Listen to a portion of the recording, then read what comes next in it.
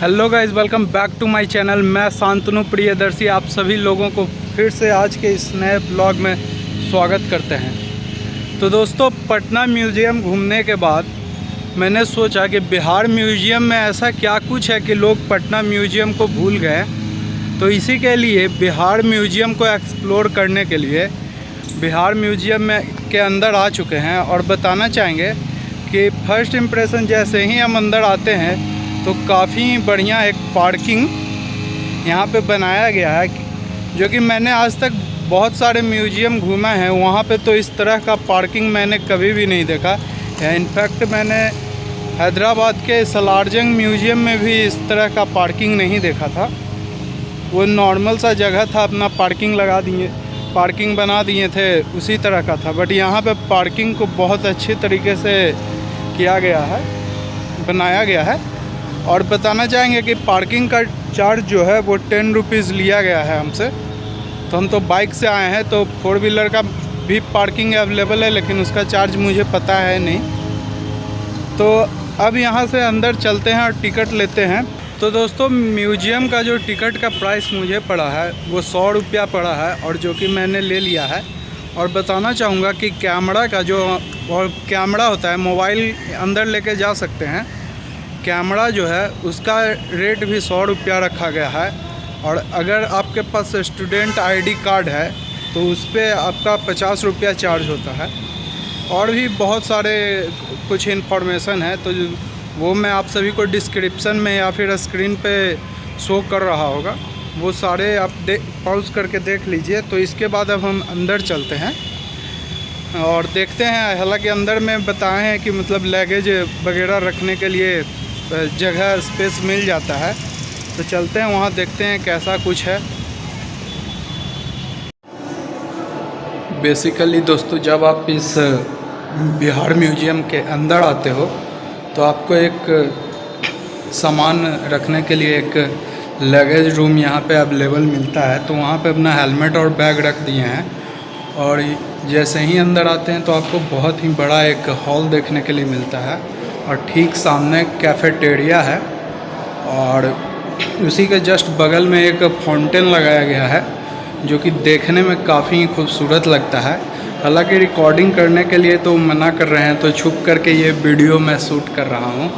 तो चलिए अब यहाँ से चलते हैं किसी सेक्शन की तरफ और देखते हैं वहाँ पे क्या क्या है। तो जैसे ही दोस्तों आप पहले सेक्शन में आते हो, जहाँ की बिहार के अतीत के बारे में बताया गया है, तो बहुत धीरे बोल रहा हूँ क्योंकि कहीं आवाज़ न गार्ड्स के पास चले जाए। एक बार मना कर चुके हैं अभी तक। तो आपको ये जो यहाँ मूर्ति है, इस तरह के बहुत सारे मूर्तियाँ हैं जो आपको स्क्रीन पे भी शो कर रहे होंगे। मैंने फ़ोटो क्लिक करने के लिए अलाउ है, बट वीडियो बनाने के लिए नहीं अलाउ करते हैं। तो फ़ोटो क्लिक करके मैं जो कि स्क्रीन पे शो कर रहा है वो मैं दिखाने का कोशिश किया हूँ। तो यहाँ से चलते हैं किसी दूसरे सेक्शन की तरफ। तो दोस्तों, बिहार म्यूज़ियम में काफ़ी सारे सेक्शन बनाए गए हैं, और एक बिहार का या फिर कहेंगे कि मगध साम्राज्य का एक अलग ही सेक्शन बनाया गया है, जहाँ पे मगध में खुदाई के दौरान बिहार में जितनी भी मगध के अवशेषें मिली है उसे रखा गया है। हर एक डायनेस्टी का अलग अलग रख करके बताया गया है, और यहाँ बहुत ही अच्छी तरीके से रखा गया है। काफ़ी देखने में अच्छा लग रहा है, और जो गार्ड हैं वो भी काफ़ी ज़्यादा सपोर्टिव हैं।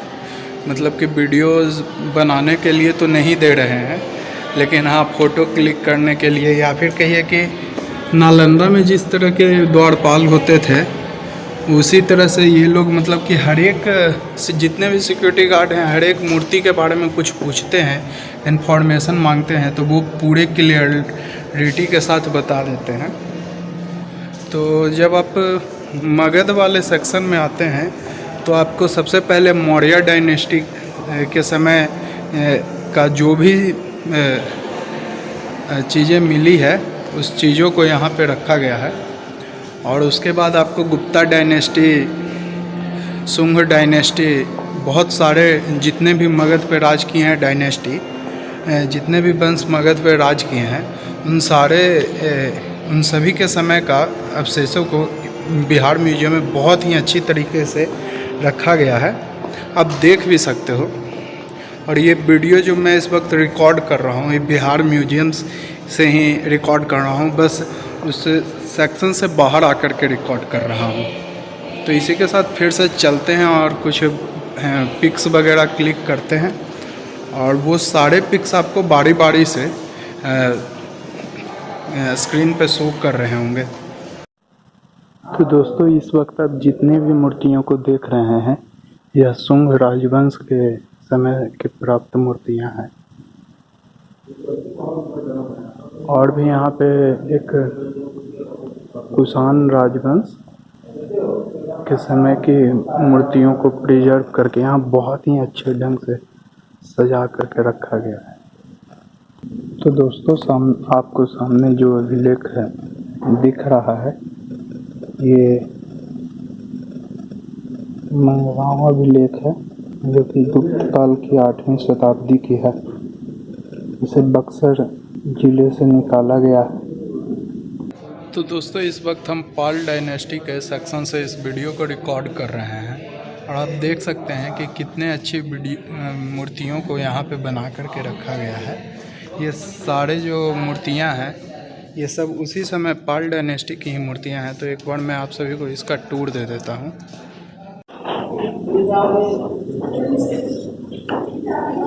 ये जितने भी मूर्तियाँ आप देख सकते हैं, ये सारी पाल डायनेस्टी की ही मूर्तियाँ हैं, जो कि काफ़ी खूबसूरत लग रहा है, काफ़ी ही अच्छी लग रही है। और इसे काफ़ी शीशे में पैक करके रखा गया है, जिसके वजह से ये काफ़ी ही अच्छा लग रहा है।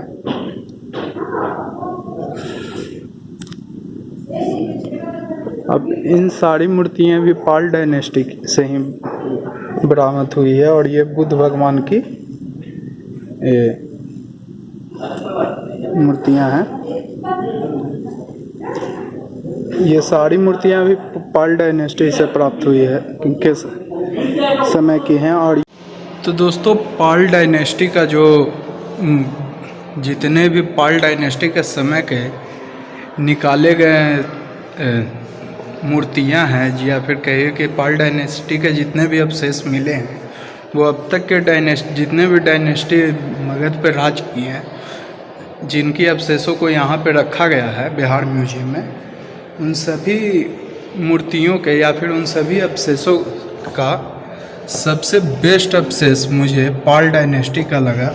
जो कि जितने भी आपको मैंने फ़ोटो क्लिक किए हैं, ये सारे फ़ोटो आपको स्क्रीन पे शो कर रहे होंगे। विक्रमशिला विश्वविद्यालय का भी जो स्थापना पाल डायनेस्टी के राजा के द्वारा ही किया गया, जो कि मुझे ये जानकारी पहले से नहीं थी, यहाँ पे आया तब मुझे पता चला। तो ये सारे जो जितने भी पाल डायनेस्टी के समय के अवशेष मिले हैं, बहुत सारे अवशेष मिले थे, जिसमें से मुझे जितने अवशेष उनके अच्छे लगे, ये सारे फ़ोटो क्लिक करके, जो कि स्क्रीन पे आपको शो कर रहा होगा, मैंने खुद से क्लिक किया है। हालांकि अंदर में रिकॉर्डिंग करने तो नहीं दे रहे थे, तो इसीलिए बाहर आ गए। तो अब पाल डायनेस्टी घूमने के बाद किसी दूसरे सेक्शन में चलते हैं और देखते हैं वहाँ पे क्या मिलता है, कि आप पाल डायनेस्टी से भी अच्छी पिक्चर्स वहाँ पे मिलते हैं या फिर अच्छी कलाकृतियाँ वहाँ पे मिलती है कि नहीं। तो चलिए वहाँ चलते हैं। तो दोस्तों, पाल डायनेस्टी सेक्शन से जब हम बाहर आते हैं तो हमें ये देखने के लिए मिलता है, जो कि काफ़ी देखने में सुंदर लग रहा है। एक बार मैं आप सभी को नज़दीक से भी दिखाना चाहूँगा और मैं बताना चाहूँगा कि इसे किचन के जो बर्तन हैं उससे बनाया गया है, जो कि देखने में काफ़ी ही अच्छा लगता है। हालांकि इधर से व्यू तो ब्लॉक कर दिया गया है, फिर भी मैंने आपको दिखाने का एक छोटा सा प्रयास किया। और बताना चाहूँगा कि ये जो गोलनुमा चीज़ बनाया गया है, इसे इस म्यूजियम के सेंटर में बनाया गया है, जो कि देखने में काफ़ी ज़्यादा अच्छा लगता है। तो दोस्तों, अब हम इस जगह के लोकल आर्ट गैलरी में आ गए हैं और बताना चाहेंगे कि यहाँ पे अब जितने भी आर्ट देख रहे हैं, इसमें छठ पूजा को, जो कि अभी निकट आने वाला है, नज़दीक आने वाला है, उसे दर्शाया गया है। किस प्रकार से होता है छठ पूजा। तो ये आर्ट गैलरी यहाँ के लोकल्स के द्वारा जो बनाया गया आर्ट था उन्हें प्रिजर्व करके रखा गया है, जो कि देखने में काफ़ी अच्छा लग रहा है। कुछ फ़ोटो मैंने क्लिक किए हैं, वो आपको स्क्रीन पे शो कर रहे होंगे, क्योंकि उतने अच्छे से रिकॉर्डिंग करने नहीं दे रहे हैं। फिर भी मैं रिकॉर्डिंग करने का अपना पूरा 110% दे रहा हूँ। कुछ पता नहीं फ़ोटो क्लिक करने के लिए दे रहे हैं, बट रिकॉर्डिंग करने के लिए, सेल्फ़ रिकॉर्डिंग करने के लिए भी नहीं दे रहे हैं। तो दोस्तों, मैं आप सभी से बोलना चाहूँगा कि अब तक अगर आपको ये मेरा एफर्ट या मेरा ये वीडियो अच्छा लग रहा है तो एक बार इस वीडियो को या मेरे इस ब्लॉग को लाइक कर दीजिए, और चैनल पे पहली बार आए हैं तो चैनल को सब्सक्राइब कर दीजिए। तो इसी के साथ हम एक एग्जीबिशन हॉल है, वहाँ पे आप सभी को लेकर के चलते हैं और देखते हैं क्या कुछ वहाँ पे लगाया गया है। आई थिंक इसे तो दोस्तों अस्थाई प्रदर्शनी हॉल या फिर कहिए टेम्प्रोरी एग्जीबिशन हॉल, जब मैं घूम रहा था तो उसमें बताना चाहूँगा कि बहुत सारे पेंटिंग लगाए गए थे, बहुत सारी मूर्तियों को एग्जीबिशन के रूप में लगाए गए थे जो कि टेम्प्रोरी थे, बाद में उन्हें हटा दिया जाता है। तो उन सभी मूर्तियों में से मुझे कुछ एक पेंटिंग काफ़ी ज़्यादा अच्छी लगी और एक जो है मूर्ति है जिसे मैं सेलेक्ट किया, जो मुझे सबसे ज़्यादा अच्छा लगा, जो कि स्क्रीन पे शो कर रहा होगा। तो दोस्तों, इस वक्त हम नीचे घूम चुके हैं, आर्ट गैलरी घूमे और मगध साम्राज्य का जितने भी डायनेस्टी के समय में जितने भी मूर्तियां प्राप्त हुई वहां घूमे। और इस वक्त हम शेरशाह सूरी, जो कि दिल्ली पे राज किए थे और बिहार के ही थे, काफ़ी प्राउड फील होता है उनका नाम लेने के बाद। तो उस जगह पे आ गए हैं, उनके लिए एक गैलरी डेडिकेट किया गया है। ये सारे गैलरी उन्हीं के लिए डेडिकेट की हैं और यहाँ पे कोई भी गार्ड नहीं है, इसीलिए मैं इस वक्त बढ़िया से रिकॉर्डिंग कर रहा हूँ। तो यहाँ पे उनके द्वारा जो शस्त्र चलाए गए थे वो सारे शस्त्रों को यहाँ पे अच्छे से रखा गया है। और कुछ मूर्तियाँ हैं जो उनके समय के मूर्तियाँ हैं, आप देख सकते हैं मेरे पीछे। इन सारे चीज़ों को मतलब रखा गया है। और बताना चाहूँगा कि बिहार संग्रहालय में, मैं पटना संग्रहालय भी गया, उसका लिंक मैं डिस्क्रिप्शन में दे दूँगा। और जब से बिहार संग्रहालय आए हैं तब से पटना संग्रहालय को लोगों के द्वारा भुला दिया गया था।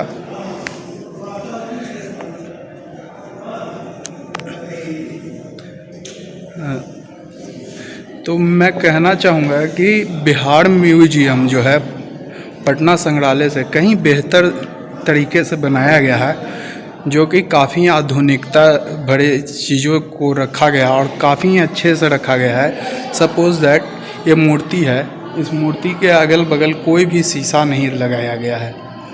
तो आप ऐसे तो छूना तो नहीं चाहिए किसी को, लेकिन आप इस मूर्ति को बहुत ही अच्छी तरीके से देख सकते हैं। उसी प्रकार से इधर एक कुछ बनाया गया है, इसे भी कुछ ढंग से प्रिजर्व करके नहीं रखा गया। आप इसे छू सकते हैं लेकिन छूना नहीं चाहिए। मैं यही बोलूँगा कि किसी भी धरोहर को छूना नहीं चाहिए, आप उसे देखो, क्योंकि छूने से अगर कुछ हो जाए तो बहुत नुकसान होता है, बहुत सारी पीढ़ियों का नुकसान होता है। तो दोस्तों, यहाँ पे सूर्य राजवंश के द्वारा कुछ जानकारियाँ दी गई है, सूर्य आप पढ़ सकते हैं। तो दोस्तों, इस वक्त आप जो अपने सामने तोपे देख रहे हैं, इसे शेरशाह सूरी के द्वारा युद्ध में यूज किया गया था, जिसे इस वक्त बिहार म्यूजियम में प्रिजर्व करके रखा गया है। यहाँ पे मैं बताना चाहूँगा कि यहाँ पे कोई भी शीशा नहीं लगाया गया है। आप देख सकते हैं मेरा हाथ कहाँ तक जा रहा है, मैं छू नहीं रहा हूँ। आप भी छूने का कोशिश ना ही करें। तो काफ़ी अच्छी तरीके से बनाया गया है ये। अब इधर भी कुछ है, चलते हैं।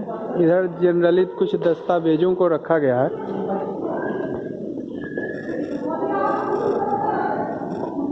ये एक पिस्टल दिख गया है मुझे, तो मैं आप सभी को ये पिस्टल दिखा देता हूँ। आई थिंक ये मैं इतना पुराना पिस्टल कभी भी नहीं देखा हूँ।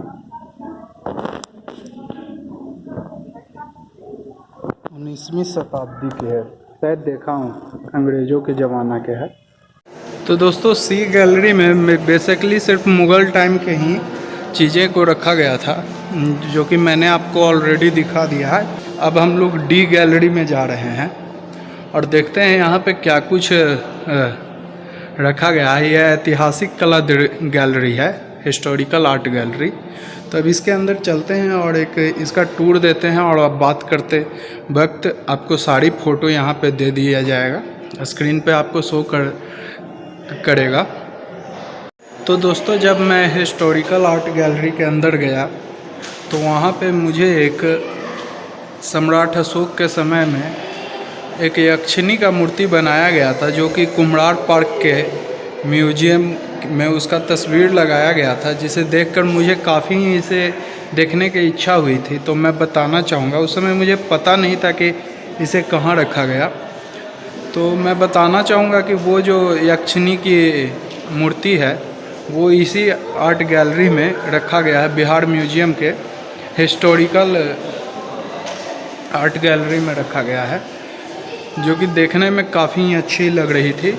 और भी बहुत सारे मूर्तियाँ थी जो तमिलनाडु से लाई गई थी, कुछ और भी बहुत सारे जगह से लाए गए थे, जिनका मैं फ़ोटो क्लिक किया और जो कि आपको स्क्रीन पे शो कर रहा होगा। तो अब यहाँ से आगे चलते हैं और देखते हैं नया क्या कुछ देखने के लिए मिलता है, क्योंकि नीचे में भी शायद एक आध सेक्शन मुझसे छूट गया है, तो उसे भी कवर करना है। और 5 बजे तक ही ये प्लेस खुला हुआ रहता है, बिहार संग्रहालय। तो मुझे जल्द से जल्द आप सभी के साथ इस जगह को एक्सप्लोर कर लेना है। और इस वक्त 4:20 यानी 4:20 हो चुका है, तो 40 मिनट है मेरे पास टोटल एक्सप्लोर करने के लिए। तो दोस्तों ऊपर में फर्स्ट फ्लोर 2 फ्लोर में इस म्यूजियम को बनाया गया है, तो लिफ्ट भी लगाया गया है। तो ऊपर मैं घूम करके वापस नीचे जा रहा हूँ और कुछ नया देखने का कोशिश करता हूँ कि क्या कुछ यहाँ पे बताया गया है। यही कहना चाहूँगा दोस्तों कि पटना म्यूजियम से काफ़ी बेहतर तरीके से यहाँ पे अच्छे तरीके से प्रिजर्व करके सारे चीज़ों को रखा गया है। तो चलिए मैं यहाँ पे किसी एक आर्ट गैलरी को, जो मुझसे मिस हो रहा है, मुझे ऐसा लग रहा है कि जो चीज़ मैंने यूट्यूब पे बहुत सारे यूट्यूबर्स के वीडियो मैंने देखे थे यहाँ आने से पहले, तो उन लोगों में ने जिस चीज़ को एक दिखाया था उसे मैं मिस कर रहा हूँ। तो वहाँ पे चलते हैं पूछ करके सिक्योरिटी गार्ड से, और उस जगह पे चलकर आप सभी को उसका डिटेल व्यू देते हैं। तो दोस्तों फाइनली मैं जिस चीज़ को मिस कर रहा था उस चिल्ड्रन गैलरी हॉल में अब पहुंच गए हैं। मैं दूसरे तरफ से स्टार्ट किया था।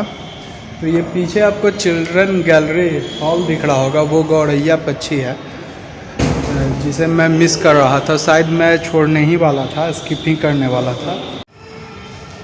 तो दोस्तों चिल्ड्रन गैलरी हॉल में आने के बाद मैं आप सभी को यहाँ का एक टूर दे देता हूँ।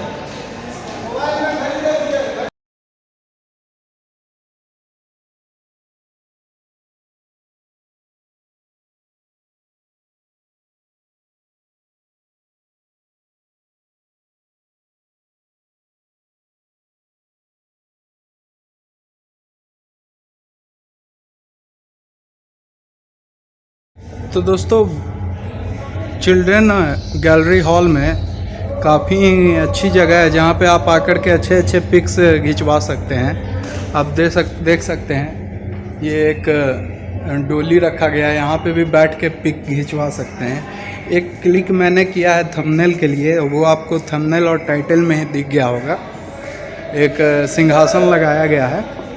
तो दोस्तों इस वक्त हम बिहार म्यूजियम पूरा घूम चुके हैं, और बताना चाहूँगा कि जब भी आप बिहार म्यूजियम यहाँ आते हो आप अच्छे तरीके से घूमने के लिए, तो कम से कम आपके पास 5 घंटे का समय होना चाहिए, ताकि आप हर एक जगह टाइम दे करके घूम सकते हो।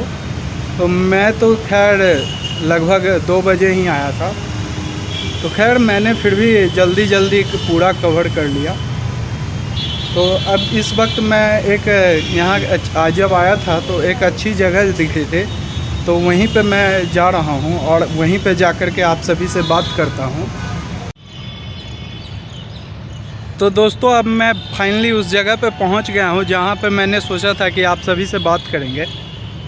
तो दोस्तों मैं आप सभी को बताना चाहूँगा कि इस जो जगह पे आए हैं यह एक छोटा सा पार्क बनाया गया है जो कि बिहार संग्रहालय बिहार म्यूजियम के अंदर में ही बनाया गया है। और इस वक्त थोड़ा बारिश भी हो रहा है और 5 बज चुके हैं तो म्यूजियम भी बंद हो चुका है। और मैं बताना चाहूँगा कि जब मैं बिहार म्यूजियम घूमने के लिए आया तो उससे पहले मैं पटना म्यूजियम गया था, तो उसका लिंक मैं डिस्क्रिप्शन में दे दूँगा। तो पटना म्यूजियम गया था तो वहाँ पे काफ़ी कम लोग विजिट कर रहे थे, या फिर कहिए कि काफ़ी कम लोग वहाँ पे देखने के लिए जा रहे थे। तो मुझे बहुत कुछ वहाँ पे पता चला कि जब से बिहार म्यूजियम बन गया है तब से लोग वहाँ पे नहीं जा रहे हैं। तो खैर मैंने सोचा कि ऐसा क्या कुछ बिहार म्यूजियम में है जिसके वजह से लोग पटना म्यूजियम को स्किप करके बिहार म्यूजियम में आ रहे हैं। तो जब मैं यहाँ आकर के देखा तो सबसे पहले तो यहाँ का मेंटेनेंस, खैर इसके बारे में कुछ कहना नहीं है। हाँ, थोड़ा ओवर प्राइसिंग मुझे लगा है, इसका टिकट ओवर प्राइसिंग था स्टार्टिंग में, लेकिन जब मैं अंदर गया तो मुझे इसका जो प्राइसिंग था वो काफ़ी वर्थ इट लगा। क्योंकि दोस्तों मैं बहुत सारे म्यूजियम गया हूँ, लगभग मैं 2-3 स्टेट्स के म्यूजियम में विज़िट किया हूँ, बट फिर भी मुझे इस तरह का बिहार म्यूजियम के जैसा कोई भी म्यूजियम देखने के लिए नहीं मिलता है। तो मैं यही कहना चाहूँगा कि अगर आप इधर मतलब कि कोई म्यूजियम विज़िट करना चाहते हो या फिर बिहार म्यूजियम आने का प्लान करना चाहते हो तो अच्छे से अपना टाइम निकाल करके आप यहाँ पे आओ। लगभग आपको पूरा दिन यहाँ पे देना चाहिए और मैं आप सबको गारंटी के साथ बोलना चाहूँगा कि आप यहाँ पे बिल्कुल भी बोर नहीं फील करोगे। थोड़ा सा मुझे हिस्ट्री से अच्छा लगाव भी है, थोड़ा सा इन्फॉर्मेशन भी रखते हैं, तो काफ़ी कुछ यहाँ हिस्ट्री से रिलेटेड बताया गया है। ख़ास करके पाल डायनेस्टी का जो सेक्शन था वहाँ पे काफ़ी कुछ अच्छे तरीके से या फिर कहिए अच्छी मूर्तियाँ या कलाकृतियों को बहुत ही अच्छे तरीके से रखा गया था। तो इसी के साथ दोस्तों मैं इस वीडियो का और इस ब्लॉग का अंत करता हूं और आप सभी से यही कहना चाहता हूं कि अगर आपको यह मेरा थोड़ा सा भी एफ़र्ट आपको अच्छा लगता है तो इस वीडियो या फिर मेरे इस ब्लॉग को लाइक कीजिए और मेरे चैनल पे अगर पहली बार आए हैं तो सब्सक्राइब करके अपना सपोर्ट मुझे दीजिए, क्योंकि जब आप सब्सक्राइब करते हो तो हम मोटिवेट होते हैं और मेहनत करने के लिए। तो इसी के साथ दोस्तों मैं आज का इस ब्लॉग का अंत करता हूं और आप सभी से विदा लेकर के मिलते हैं नेक्स्ट ब्लॉग में। जय हिंद, जय भारत।